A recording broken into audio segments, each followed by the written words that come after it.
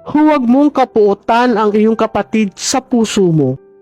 Huwag mong susumpain ng taong bingi at huwag kang maglalagay ng halang sa harap ng taong bulag at dapat kang matakot sa iyong Diyos.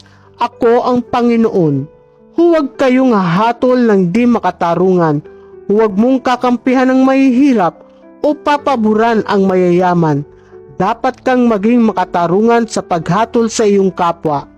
Huwag kang lilibot sa iyong bayan para magkalat ng ikasisirang puri ng iba.